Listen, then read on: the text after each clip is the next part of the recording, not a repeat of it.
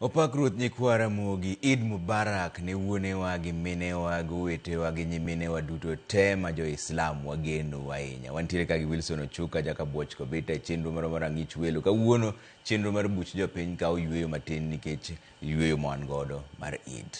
Anto kaka pile, nyinga Trevor Ombija, Janding Opanga Jonyakach, Dendo Nombija Taya, Nyakwar Guok Ocha Pesa. Magi weche manyien ma wan go. I think the lessons that we have learned before has really made us even put a notch higher on our preparedness. The others caught us unawares, but this one here, I think we are ready. Piny Uganda olando loro tong' mare gi DRC e sama kwan joma oyudi gi tuo mar Ebola medore pinjego.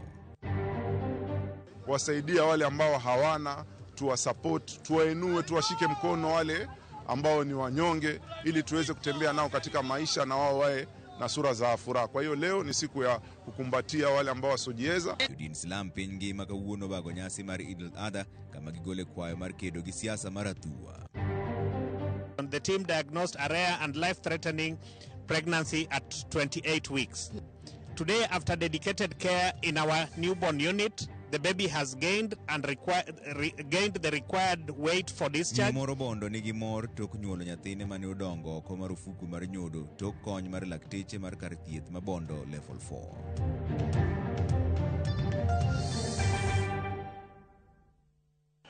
Erokamano, dwer winjo pachi 2-3-6 kaka inyalo yudo. Jatend migawo mar thieth Edan Duale orwako lalruok e kind piny Kenya kod Amerika mar rwako jotuo Ebola mag Amerika e pachoka kaka okang' mar kedo kod tuono.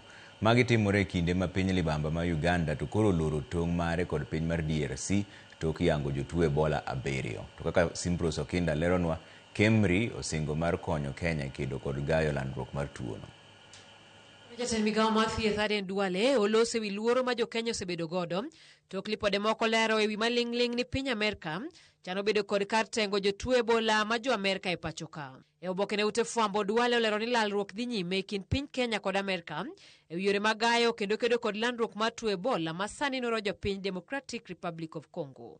Kata obedo ni jo-Kenya mathoth to golo ywak ni okang' makamano nyalo biro keto piny Kenya kama rach mar gamo tuono, Duale odok ne okang' makamano kolero ni piny Kenya historia mare osega kawo ting' madito e alwora mar pinje ahinya e konyo gayo landruok mag tuoche ma kamago, kendo poni thuolono nitiere to Kenya oikore mar konyo. Jatend migawono kata kamano olero ni poni gibiro donjo winjruok moro amora to en gino ma ibiro tim kirito chike ma pachoka, chike mag thieth kod neno ni sirikal luwo ting' mare mar rito ngima jo-Kenya mokwongo. Magi timore ka bad sirikal mochung' ne nono tuoche Kemri olero ni gisechako keto ikruok makare ni kedo kod midhusi no poni odonje pachoka. We have about 6 high-level laboratories. This virus is handled in what is called a BSL-3 laboratory, a high level. Unlike COVID, which was BSL-2, this one is either BSL-3 or BSL-4. So it's high containment. And we in Cambria have got 6 of those laboratories from Kilifi, one in Nairobi, 2 in Nairobi, one in Kisumu, one in Kericho. I think 3 in Nairobi. Jalup Chancellor Mako Jolo ka Kemri Elijah Songok olero ni gisechako pogo moko kuom gigo ma jopiny nyalo biro konyore godo e kedo kod tuono poni odonje pachoka. You remember during COVID, we managed to actually bring in sanitizers all of a sudden. And those same sanitizers, actually we have even more stronger ones now, which can be able to disinfect Ebola.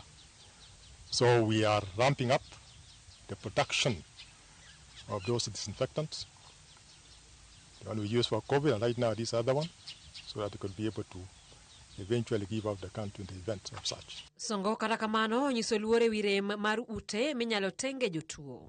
It is a weakness in this country that isolation units are very rare. When there is an outbreak, or there is a 1 case or 2 cases, to take that case from Busia all the way to Nairobi, it will have caused havoc. So it's to be able to, at that level, at that place, how we could be able to contain. And that needs hospitals which are having high-level containment wards. We in Kembe are now working on that. E sama piny Kenya to yotong' mare mar rwako jotuo Ebola mag piny Amerika, piny libamba ma Uganda to koro loro tong' mare kod piny mar DRC Congo tok yudo jotuo 7 kod tho 1 kolure kod tuono. Nyaka sani migawo mar thieth osepimo achije mag tuo Ebola 55,000 e tong' mopogore mag donje pachoka ka ji 10 mosepim osepwodhi ni ler. Over 200 people have so far lost their lives in DRC. As a government, as a ministry, we have put all measures in place along our borders. We have put scanners. At the airport, we are doing a very serious screening of all passengers entering our country, and more so those who have either coming from Uganda or were on transit through Kinshasa. So everybody will go under serious screening and verification. Oganda jo Islam kawuono ne wuok oko kar rom gi alam moyiedhi mar Eid al-Adha ma bende iyango kaka sikuku mar yeng'o, kuma bende ne gichwale ote mar nyiso hera kod paro jogo maonge kod nyalo. Johala e chich jamni ma Kikowani to ne jobedo modich kaluwore gi kwan mathoth mag jonyiepo, to kata kamano moko kuomgi noywago pek mar ngima kaka Joja oko leronwa kwa Mombasa. En alap ma Kulthum e od bura ma Mvita Mombasa. Kai oganda jo Islam ne jochokore mar timo alam moyiedhi mar Eid al-Adha ma bende iyango kaka sikuku mar yango jamni. Nyama watakazochinja wagawanywa kwa mafungu matatu: fungu la nyumbani, fungu la kwa maskini wasiojiweza wahitaji, na fungu kwa majirani. Moko kuom jotelo mane oyuoro e alamno ne okoni mae thuol ma bende jogo mani kod nyalo onego parie jogo ma yuto gi ni piny.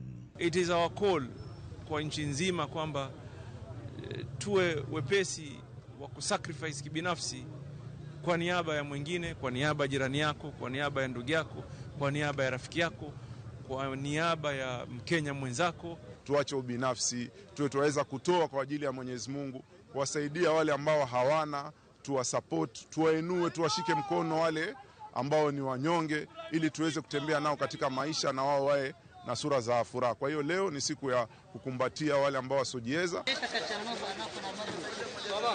Tuechich jamni ma Kikowani ohala ne ochacho. Joyengo ne odich kaluwore gi kwan maduong' mag jonyiewo mane oyuoro. Na wallahi tuna furaha nyingi kwa sababu Waislamu wote wamejumuika kwa pamoja hapa na kuchinja kwa sababu ya Mwenyezi Mungu. Tunasherehekea Eid hii kwa sababu ni Eid ya kuchinja, Eid ya kusherehekea kwa Waislamu wote na wasiokuwa Waislamu pia waone ile maana sisi tunachinja. Mwenye uwezo wake anachinja mbuzi na mwenye na uwezo nyingi sana anachinja ngamia. Kata kamano, moko kuom jonyiewo ne okoni kata obedo ni ngima tek, gitemo mana tuonore mar neno ne gibago nyasi kanyakla gi jowetegi. Uchumi umepanda na kwa kwetu sisi, na tuna watoto tunalea, tuna familia ambazo tunazikuza. Sasa kwetu changamoto ni kubwa sana. Mbuzi kama wa kilo 14 anaweza fika hata 19,000, 18,000. Sasa hiyo maisha yamepanda sana. Mwaka jana kama hivyo ilikuwa ni 10,000, 8,000. Unaweza pata mbuzi kwa 8,000 na mbuzi mkubwa, lakini kwa sasa hii huwezi pata mbuzi mkubwa kwa pesa hiyo. Kama serikali inaweza kufanya vitu vishuke bei labda kwa wananchi, ni vizuri kwa wananchi wa kawaida. George Aoko, Ramogi TV, Mombasa. Oganda jo Islam nokwayo sirikal mondo kawo ondamo mager ne josiasa magolo weche moko manyalo rocho kwe mar piny Kenya motelo ne yiero mabiro. Ne giwuoyo e kinde nyasi mar Eid al-Adha kama gikwaye duol mar IBC mondo tam jotelo mosebedo ka keyo weche mag kuo mar ombulu mondo kik chung' e yiero mabiro. Lidio Keyo nigi ler mar wachni. Ne en nyasi manokelo kanyakla oganda jo Islam piny mangima, nyasi mar Eid al-Adha. Oganda jo Islam e kaunti ma Homa Bay onyiso migepe mopogore opogore mag sirikal moting'o migawo mar arita, duol mochung' ne bago yiero pacho ka IBC kod duol mochung' ne riwo wi oganda jo Kenya NCIC mondo mi okaw ondamo mager ne josiasa masiko kiro weche moko manyalo rocho kwe mar piny Kenya motelo ne yiero mabiro. Wasewinjo weche makagika, wasewinjo yani maji yanyore e platform ng'ato yanyo wadgi, ng'ato jomoko wacho nyaka weche moko nego wach ma ji winjo. En gima rach ahinya. Wakwayo ni ng'ata madwaro kom, jopiny ma wege kura, jopiny magolo kura, wuogi jopiny maber, wan kisebiro ni chung to wabiro mi kura kaluwore gi gimisetimo.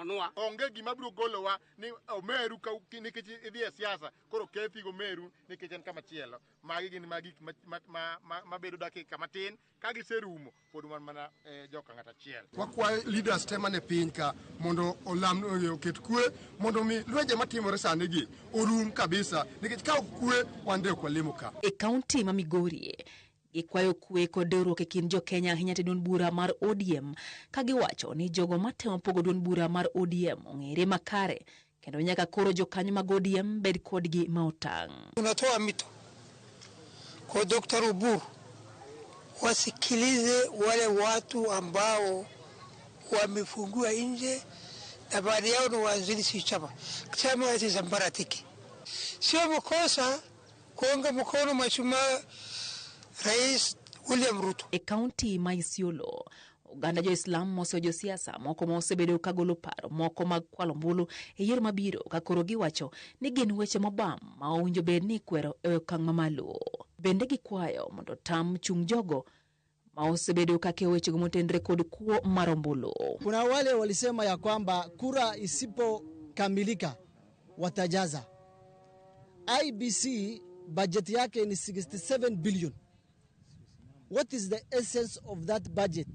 Kama wanasiasa wanasema ya kwamba watakuja kujaza ama watakuja kukamilisha kura kama haitatosheka. Gikwa oganda Jo-Kenya mondo mi onyakue ahinya kinde ma koro piny Kenya chomo yiero maduong' mabiro. Lydia Okiyo, Ramogi TV, Nairobi.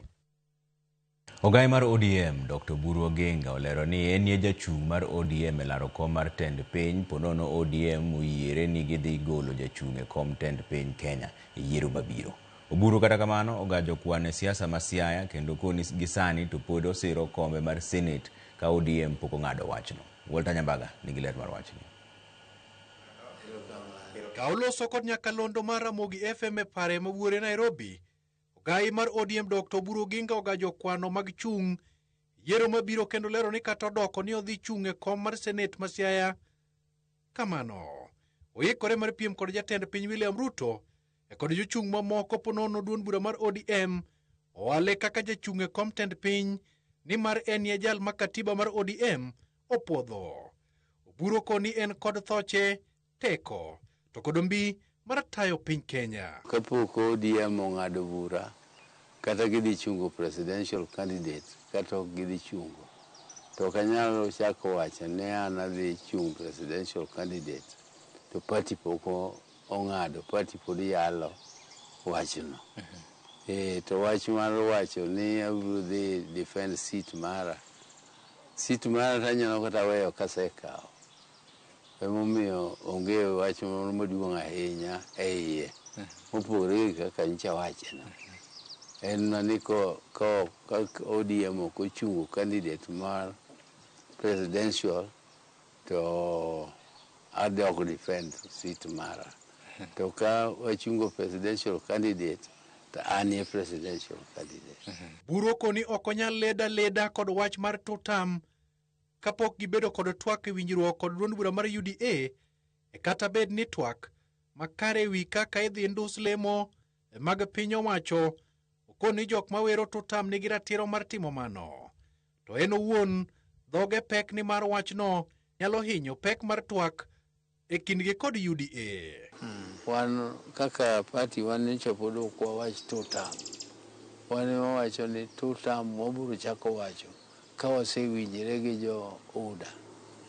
To dala kuja to kadhiye tawinjo ka ji goyo totam. Tan pod totam otama goyo nikech pok wawinjore gi jok ma wan go e broad based arrangement. An atanga ni gino ka jawache nikech obiro ketho na negotiation ma wadhi go nyime koni. Koro miyo an dhoga pek e wach mar totamno. Jatend ODM no koni komiti madhi tayo twak e kind ODM kod UDA ok nyal ting'o jolony mane ODM otere sirikal ni mar ginyalo leng'ore nyakonchiel ne rais sama bura yoridore kimanyo lemo. Jo president sani onge kaka ginyalo negotiate gi boss margi. Emomiyo gin ok ginyal telonwa e negotiations. President and boss margi korka negotiations to ginyal timono. Nikech macha ka gichopo kama koro iloso gi joka face to face. To koro gin koro giwacho mana yes sir. Wano koro kod bar jo yes sir. Jatelno ochiwo geno e weche mag welo mag duond bura mar ODM moko ni biro tim makare koyango ni onge mar omwome mosekelo rochruok kod mibadhi e welo. Kata bedo osiepna to ng'eya ni nyaka idhi adhiya debe malong'o kata nyaminu ma wach moro ma ni biro liele koda. Wach mar liele koda no adagi completely. Ka in kata gi chai moro midwa miya ni mondo aolgo petrol ka bende wuotho kaka party leader to miya to kik ipar ni mano compromise ni koro miya asoya. Kimiya to kaka japati ni mondo itego office mar party leader mari to ng'eya ni mano itimo in good faith. To achiwo warning ni kik ikaw mano ni koro ing'iewa. Ana becha tek ma ok ding'iewa. Seche moko gima ji luongo ni yom timo nomination en pesa. Nikech party bedo ga maonge gi pesa ma imiyo kata returning officers madhi e pap. Koro ka gidonjo kucha ma gidonjo e pap ni to gidonjo mane lwet candidates. E wi mano, olero ni ODM oseyudo silings milion 200 ka owuok kuom sirikal e wi gowi mar silings bilion 12 ma chama bandho. To gi sani nyogi semiyowa gimoro mawuothogo. Maro madikama.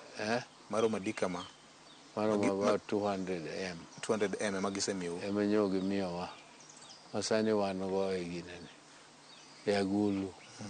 Mwatemo organize go activities mamawa. To mar koponi warruok nitiere kinde kod gavana ma Siaya James Orengo, Oburu koni Orengo en osiepne mangita gi del, kendo nitiere chenro mar kelo gi kanyakla michano kod Bishop Okoth Mabondo. To Bishop Okoth benyicha temo ni mondo oluongwa mondo wabed piny mondo jolosi. Koro mar Bishop Okoth no warite anytime ka oluongo bura. To wabro nawuon abro dhi mondo adhi awinjane gima chando jim. Nikech ana onge kode gi anything ma personal. Kata wach moro kata gima laro kode kata party ka be onge. Nikech an noyiera yo moriere. An pok awinjega ni nitie ni de facto party leader nito nigi de jure. Koro de jure gi de facto ni koro de facto ni koro ibeta ni ndo toki yonge kata magi ene institution. Walter Nyambaga, Ramogi TV, Nairobi. Ngero kamano wadhi yomoro machuo kudogo bang' dakika matin taneno kuseoro ote maru ka endie Tony ka wuok Suba wacho ni pacha en ni Duale dwa rwako Ebola e Kenya ka to I'm not happy. Ngero kamano Ramogi TV ler kabisa kendo waneno habari ka wano Daily Gardens Kisumu. Nyaoro mos ne Honorable Rose Nyamunga, Honorable Dr. Joshua Odongo Oron, Governor Nyong'o kod Mama Oron kod Governor Nyong'o Mind John Onyango from Witi Foundation CBO. George Mboke wacho ni Ebola ng'uono ne jo Kenya. Nyoche ka wae mane corona machiegni ni owenwa thuolo. Ngero kamano Maustino yu aneno news maler kane chuny boma ma Nairobi to mos na mama na Esther yu kod baba na Jojo yu ka gin Gemrae e dala Manyakach. Ngero kamano greetings nyakwar guoko cha pesa ng'ich welo chopo no makare ka wan gi mama na Nyalago kod mama Mary Nyajim mos na mama Bishop Emily Mayoga, Bishop Charles Mayoga kod Japolo Eliakim na Martino Chieng Mar Rueya. Ramogi TV, good evening, watching you live from Nakuru, Kabarak. I suggest ni Kenya ket lockdown e borders mage Malaba gi Busia. Ebola en dangerous moloyo COVID. Makato mar madenge. Kamanda Mugi TV, good evening, watching you live from Nakuru, mane mosomo sanino. Watching ni tinga mane no Sondo. Watching ni watching live from Sondo. Manya kwa Bazu. Kamano nya kwa Bazu. Imosena jo nyakachi duto tek. Bas koro wadhi wiyo moro machuok wodo gwang daka matin kikidhi mabora.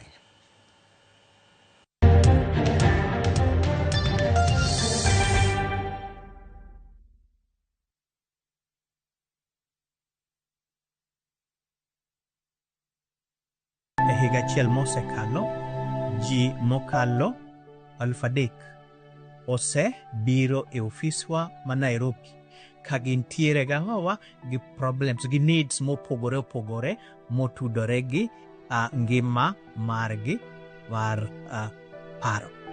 WHO wacho ni e kuom seconds 40 ka 40 nitiere ng'ato motimo ang'owa makao ngimane through suicide.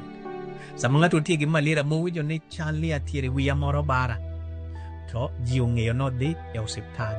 And therefore, kata mana mental health, sama ng'ato owinjo ka kata mana kiwango mar mor ne dok piny, ng'ato ntiere gi enga moro ma ikia ich wang' mikia kumo ai, you know, ng'at mouda godo kidwa ni nene gik moko kailago, then mano e samo nego bende watimo ang'owa wadu yudo e kony mapiyo piyo kaka wanyalo. Wantiere gi jok mantiere gi lony e kidienje mopogore opogore, maka ng'ato biro ntiere gi weche motudore gi family gi weche mag keny, to waketo mana ng'ato mantie gi lony e area no ema dhi timo, ema dhi nene. Ka ng'ato biro gi weche ma are touching on spirituality, then wabiro yudo bende ng'at ma nitiere gi lony motudore gi kono.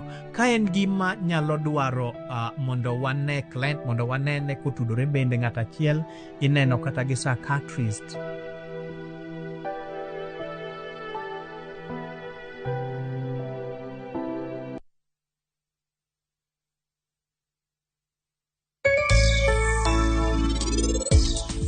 Ing'ado gi nikech yudo ka moko chamo ga jowetene.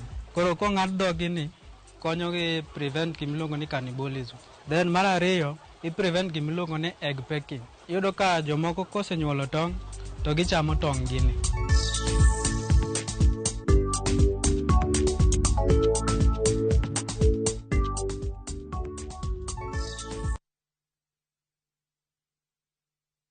Onagi untie, Joluo untie, ma en Marwa. Kisumu wabiro, achiel marwa e kitwa. Riwruokwa e mise mar bedowa, kendo e tekowa ne dongruokwa. Ka wach nitie, bura ni ng'ado. Mae momiyo wagweli e romo mar tipo mar oganda Luo duto te. Romo mar Onagi 111. Tarik 31 dwe mar abich, higa mar 2026, Pau Kirembe, Kisumu. Joluo goyo mbaka, Onagi ng'ado wach. Nyikwara mogi chokore kendo ng'ado wach. Piny Luo ochomo kanye, nikech Onagi 111. Bura chakore saa 3 okinyi, kik ilew. Onagi 111.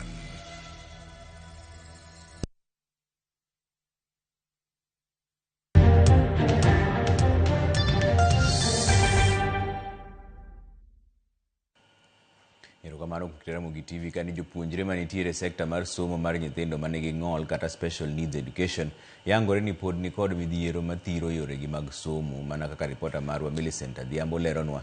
Midhiero go oting'o nok mag gik somo, ute nindo, ute somo e kindwa moko. Allahu Akbar, Allahu Akbar. E sama familia mopogore pachoka nengo nyasi mar Eid kokalo kuom chiwo mar nyiso era kod kanyakla, jopuonjre ma Kibo School for the Blind bende noyudo ranyisi mar buonjo.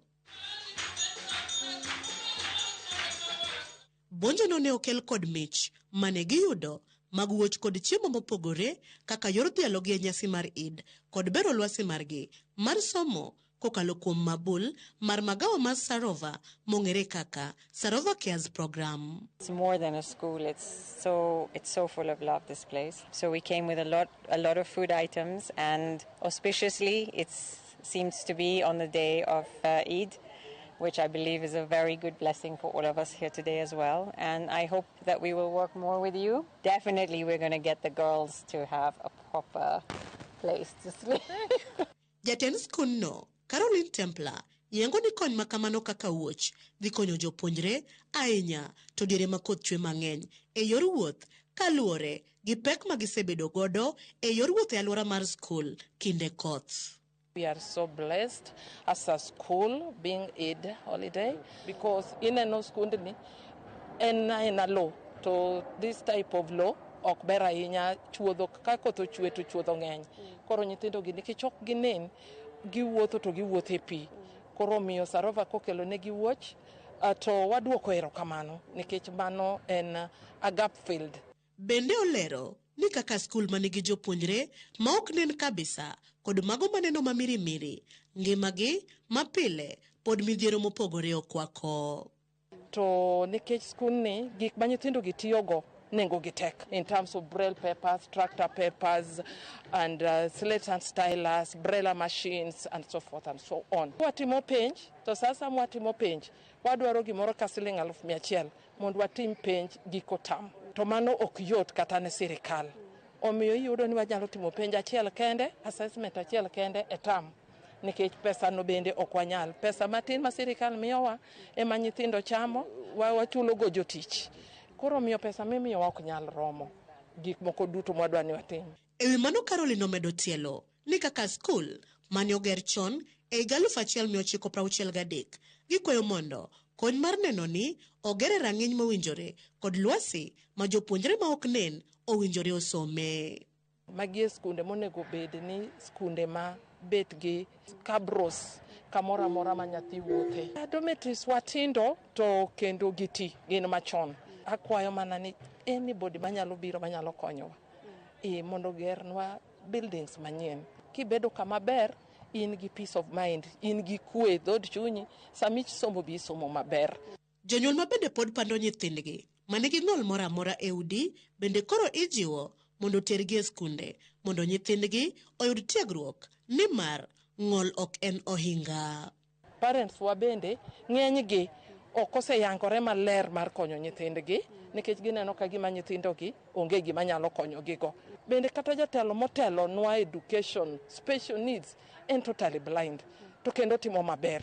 Omiya kwa jonyuol duto mokawo nyithindo moketo dala bende gigol oko mondo gikele skunde wagi. Ka nyasi mar Ingo Eid dhi nyime, jokanyo mar somo kod Samaria mora mora imedo kwa mondo obi kanyakla mar siro jopuonjre modak gi ng'ol kaka yor nyayo thuolo marom e sekta mar somo. Millicent Adhiambo, Ramogi TV, Kibo School for the Blind, Kisumu County. En fuong'ruok mor kod ilo ne Nancy Akinyi, jadak ma Kipasi kar chung' od bura ma Bondo bang' nyuolo nyathine mane odongo oko marufuku nyodo. Kaka Steve Biko leronwa, Nancy nolimo od thieth ma Bondo dwe mar Ang'wen higa ni ka en kod del malet kaka kamano fweny ni nyathi ne dongo oko marufuku mar nyodo. Tok wuoth gi lakteche gikone nonyuolo nyathine kendo koro chopo odiechieng' ma odok pacho gi nyathine mane en mana jakilo achiel kende. Ne en mor kod ile od thieth ma Bondo e kinde mane lakteche, apisas mag thieth kod anyuola mar Nancy Akinyi oyuoro mar choyo wang'e malaika manyien Violet Atieno, nyathi ma odongo oko marufuku dhod nyodo.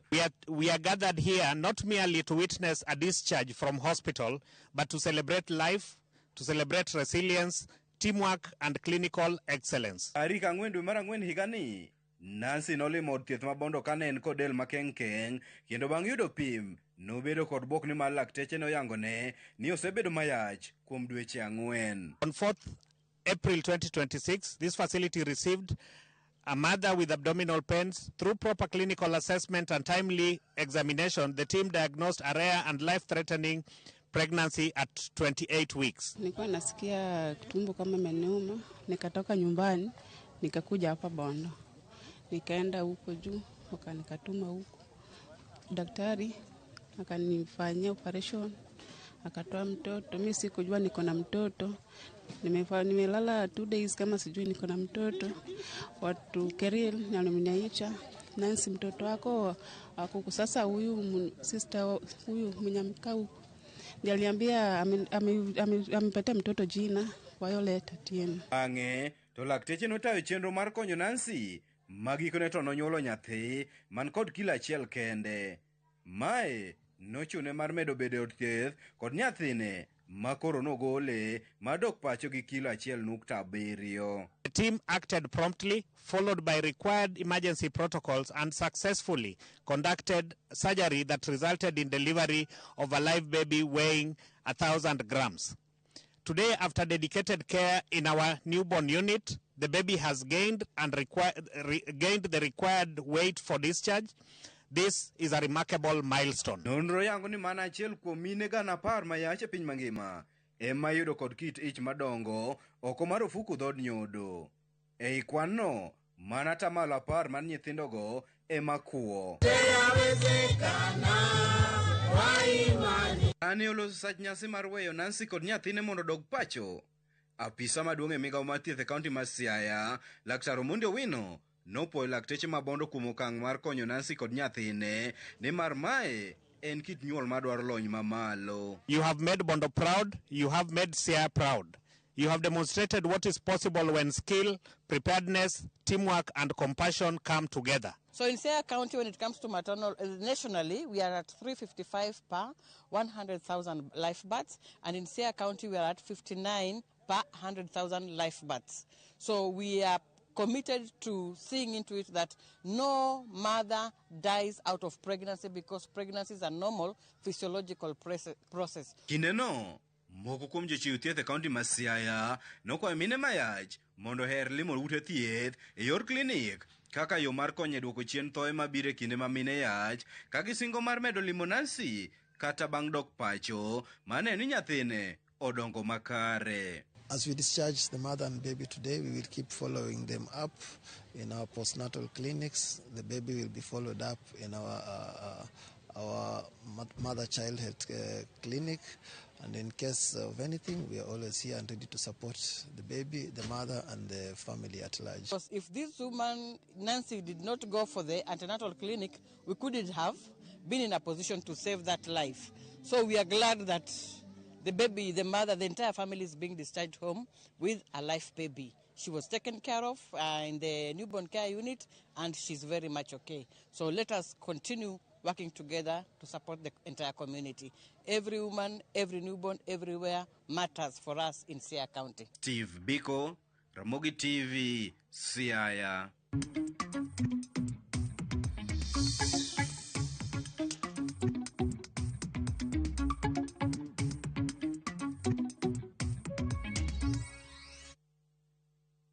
Neno teko mar Nyasaye, wacho pile ni teko mar Nyasaye oklo. Koro donjo ne weche mag ohala. Ni riwruok mar jotije matiyo e sekta mar matatu kaachiel kod riwruok mar derepe kod makanga mariembo geche madhi e safar maboyo. Koro buogo mar luongo ng'anyo kaponi wegi nyamburko magitiyone ok oyie gi dwaro margi mar kawo osara margi mokwongo, keto mauta e gari kaekta bang'e gimiyo wuon gari pesa modong'. Riwruoge koro lieko ni ne ok oluongi e mesa mar lalruok ewi nengo mamalo mar mauta, kata obedo ni gin bende giwinjo pek kaluwore kod medruok e nengo mar mauta e pacho ka. Joyce Oduor nigi ler mar wachni. E kinde romo margi e magawa moro bore Nairobi, riwruog jotije mag sekta mar matatu ywak ni owegi oko e lalruok manyocha sirikal timo ewi nengo mauta. Kane oluong ji ni mondo ji obed piny, jok mondikowa ne gidhi bet bugi yalo kaka gin, kendo gin giwacho ni gin giongo shida moro amora. To gima ber no wan ok nwaluongo ng'anyo, wan kore aka odwa luongo, wabiro luongo ng'anyo kok wawinjore. Gimomiyo adwa ni wabed piny nikech sirikal bende kiaga ni sekta ni nitie jok mang'eny ma depend e sekta ni, kendo nitie jok mang'eny matiyo e sekta ni. Kuom mano, giramo mar bedo ka gichulore osara margi mokwongo bang' tich, keto mauta e nyamburko, kaito bang'e miyo wuon nyamburko pesa ma odong', gino mopogore gi kaka gisebedo ka gitimo. Sani wawacho ni ka jariembo nyamburko ok ot, to ng'e ni kochopo otiyo botieko tich, to gimokwongo okawo msache, oketo gari mafuta, pesa modong' emomiyo wuon gari to mano emo gima wawinjore.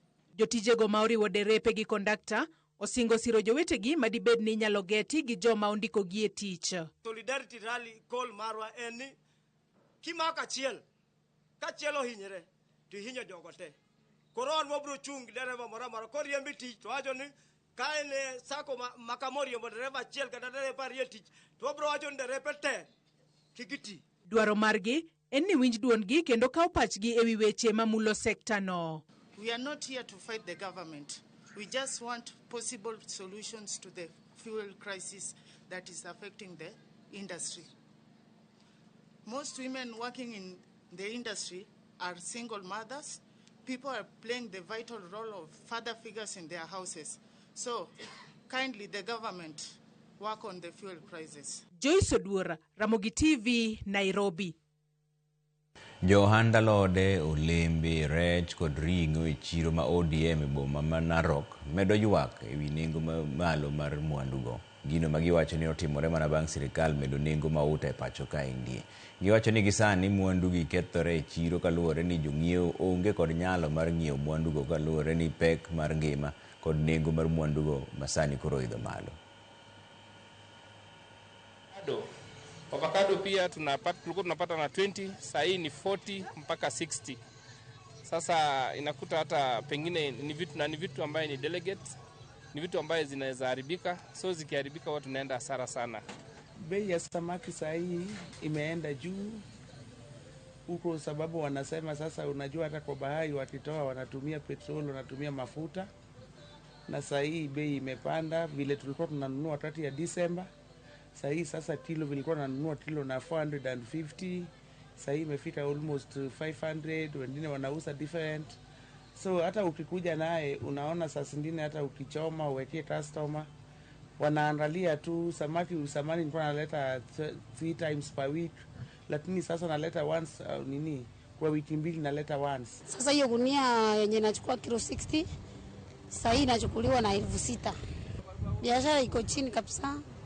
Hata hiyo mboga kwanza hakuna. Ninakujanga tu once. Wengine wamekataa juu hiyo mafuta ya kutransport imekuwa bei kali sana. Sasa wameogopa kuleta.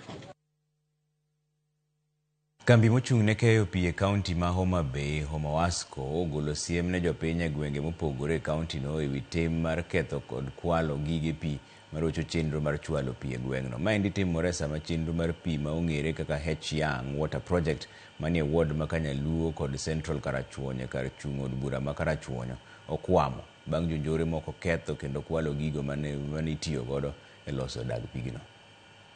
Dag pi maongere ka H-Young Water Project mane gweng' ma Kawakungu e kar chud bura ma Karachuonyo en pi ma kambi mar H-Young ne otuche bugo mane gigole marame kinde mane gitimo gedo mar apaya mowuok e boma ma Kendu Bay kochiko Homa Bay. Kata kamano sirikand kaunti ma Homa Bay higa mar 2023 ne ogero chenro mar pigno mar konyo jopiny e ward ma Kanyaluo kaachiel kod ward ma Central Karachuonyo. Kendo bang' tiyo kuom kinde to jonjore moko ne oketho kendo kwalo gik mane otiyo gi loso pigno. Gino ma jatatije maduong' mar Homawasco Thomas Nyonje ni osemono jopiny yudo pi kaka owinjore. Pigni nolosi manotiyo for some time. After some time to it developed a problem. Then cause developed problem no gima noluwe en vandalism ma yudo ni solar panels manentiere no kwal, pipes moko bo kwal ong'adi makoro no render pigni endi useless. So one kaka jo Homa Bay Water ma an ng'at mochung' ne pi ma bende kaka wuod gweng' ka na winjo ywak mar jopiny. Ka winjo ywak mar jopiny tabiro mondo mi wang'e ni to ere yo mwanyalo revive godo gini mondo waduoke wakete oti mondo mi meet objectives mano miyo kete. Nyonje manotimo limbe dag pigno okone gedo lose kendo mondo konyo jopiny kama ne ogolo siem ne jopiny e gwenge mopogore mondo kik bed ka ketho kata kwalo mwandu mag sirikal mokelne konyogi. Mwandu komi japiny to japiny onego riti nikech pesa manotiyo kiloso godo gini ko kethgi kako kethgi ni chuno ni koro nyaka chak many pesa moro. To pesa machielo mimanyo ni en pesa madine oti godo kamachielo kikonyo godo jomoko. Koro an gima nyalo kwayo jopiny ni komiu project machalo kaka mano omiwa ni to wan wawegi wakawo jukumu marwa mar rito mwandugi. Ka jopiny makono kotele kod Bon Mbira wacho ni achudhe moko nokwalo gigo manotigi loso pigno kama oting'o nyaka sola mane goyo pigno kendo mano osehinyogi ka gidwa ni wang'ni kelose to ketne arita mowinjore. E sama noselos gini mobudho mochako budho ma jomoko kwalo sola mokwongo nokwalo 2 wang'ni kaponi lose chiele kat ket jorit nyalo konyo ka mondo gigi kik lal nikech ka ne nitie sola 10 nokwal gi te ne giselal. Tegni moko ne ni piny kuchocho osebar, moko ne ni kuchocho be ji olalgo. Mabor kuchocho koro ng'eni mondo itweny got kama michop gi pi. Koro pi nosudo na machiegni gi dala. Nabedo gi tich mayot kata gimiyo jamni pi, tiyo gi pi. Abedo gi tich mayot kabisa. Koro ka nokethore, ok wane ka en maber nikech okwongo mota kiane mokwongo kethore. Joma mine umbo tek, joma mine ng'eni ema kadhe masira mar pi gi eki. Gin gi tabu mag pi.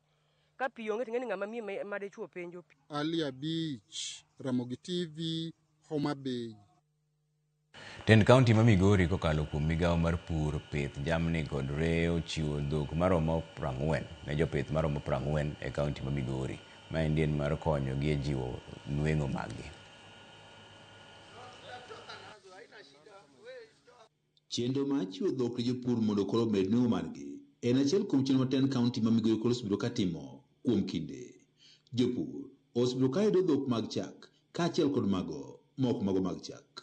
E tielo mar ariyo ma ichwe dhok e bwo tend gavana masani Ochilo Ayako, jopur maromo 40 yudo dhok ma igene kodhi jiwo nweng'o margi e yore mopogore opogore ma oting'o miyo gi chak. Ma gichiwo en mar Saiwal. Saiwal nyalo timo maber Nyatike nikech en resistant, en ok onyalo resist tuoche mang'eny e Nyatike kacha. Jopur yudo dhok nonyiso mor ka giwane dhoggi koro dhi konyogi e ting'o nweng'o maggi. Bende giwane gisedo tiegruok mopogore opogore, bende dhi konyogi e ritogi e yono makare. Odiechieng' ma kawuono wachopo kaa kendo wayudo dhiang'. Dhiang' mwayudo en dhiang' maber kendo dhiang' maler kabisa. Wago erokamano ne county government kuom kelo dhiang'ni. Erokamano kendo kuom contact people momiwa ma are experts on the ground. Mabro hakikisha ni ka dhiang' dwaro mbegu twayudo yo makare mok ni wakiko kodhi mabro hinyo dhiang'. En erokamano ahinya ni gima kama ka wanyalo timo to wanyalo upgrade kabind dhok ma wan go. Dhok ma koro wayudo kagi ok owinjo bed ni iluwogi gi local breed. Jalup gavana wa Migori Joseph Mairi manotelo chenro mar chiwo dhoggi ne ojiwo jopur mondo koro kik ket mana mainogi e pur kende to nyaka gitim yore pur mamoko moting'o pith mar jamni, pith rech, gwen kaachiel kod moko mondo koro med nweng'o margi. Last years we have been giving the havers and this round we are specifically giving the sahiwals to the farmers. We have realized that the sahiwals are doing well in this region and they are hardy, and most of the farmers around here it is easy for them to handle the sahiwal or the hard animals as compared to the freshens and other dairy animals. Mairi manoten kod jatend migawono mar pur, pith jamni kaachiel kod e kaunti ma Migori Lucas Musenda kod jomoko e migawono mar pur e kaunti ma Migori ne owacho ni Tend kaunti ma Migori pod dhi nyime kod chenro mar chiwo dhok kod konyo moko ne jopur e kaunti ma Migori. On the extension services to the farmers, we have employed agripreneurs where every village now they have an agripreneur who's giving the extension services. Providing artificial insemination services to our farmers. These cows that have been given today, we do not expect that they will get the local semen. They should be able to get improved semen so that we maintain the standards in terms of milk production. In the county ma Migori wacho ni gisechiwo dhok malo 200 ne jopur e kaunti ma Migori mondo koro med nweng'o margi ka gisingo miyo jopur kodhi mag dhok mowinjore kod kony mamoko. Before even giving to this group the animal, they have been trained through our extension services, officers who are there, and also we do have a monitoring program to ensure that how these animals are doing after giving them, how are they doing, which services do they need. George Juma, Ramogi TV, Migori.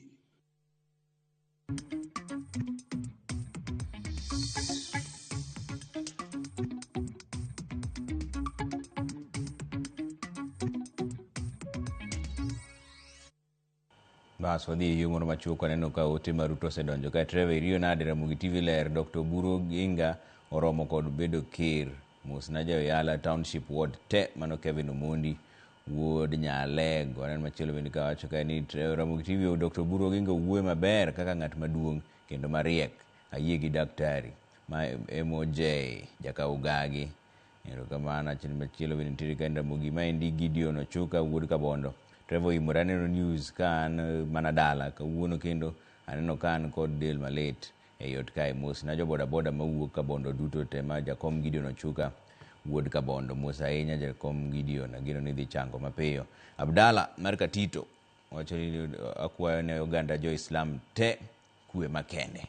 Eid Mubarak ne oganda wa jo Islam. Modugo bang' dakika matin kik idhi mabor ahinya.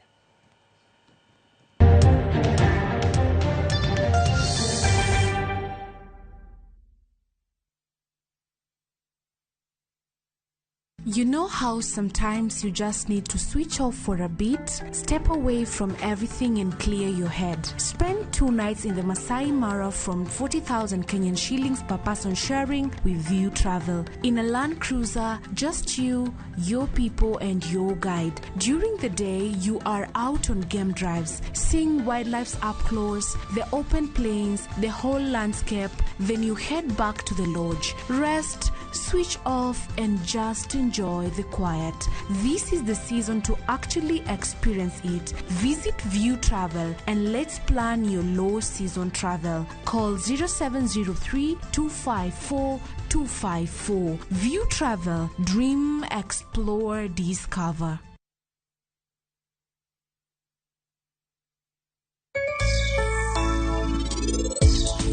Tide anahero kaka initimori. Adier. Donge an naparo ni inihero pari moloyo kaka ihera.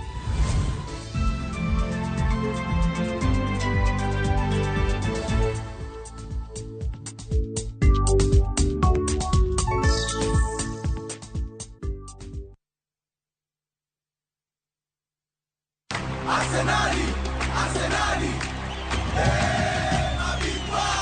Arsenali ni mabingwa. Tumechukua kombe tena kutoka London hadi Kenya, sauti zetu juu, shangwe kila mahali. Tulianza pole pole, sasa tuko juu. Wapinzani walibaki nyuma, hawakuweza huu. Dial *811 *415 hash to get Arsenali ni mabingwa.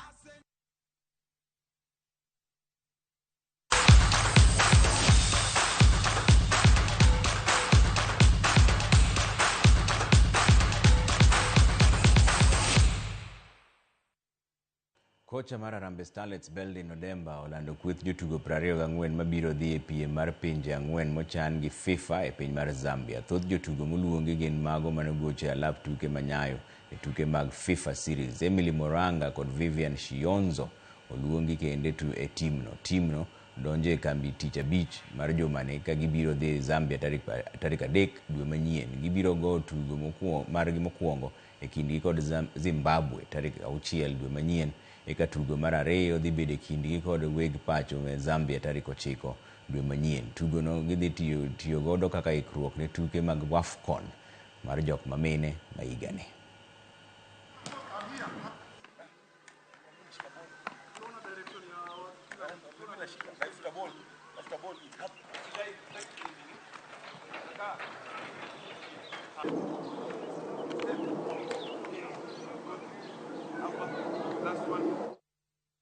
Bombe ma New York kod New Jersey e piny Amerika medo timo ikruok ne tuke mag World Cup machakore dwe manyien ka sani tich oserumo e alap tuke boma ma New York, New Jersey Stadium mantiere East Rutherford.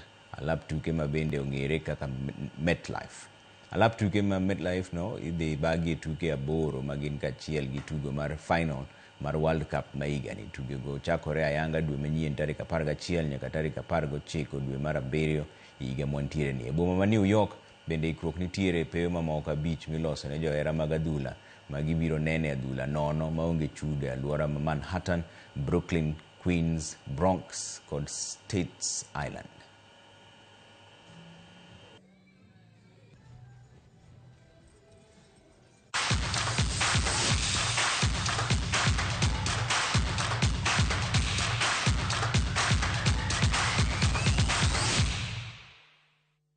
Bas mane kama we chenro mar wangi chwelo wantiere kagi Wilson Ochuka jaka Watch Kobita kaka jaloko maro ka Nyasaye yuto burudu kendo sa dek an kaka pile nyinga Trevor Ombija jandingo panga jonyakach dendo nombija taya nyakuar guok ocha pesa wanere sa dek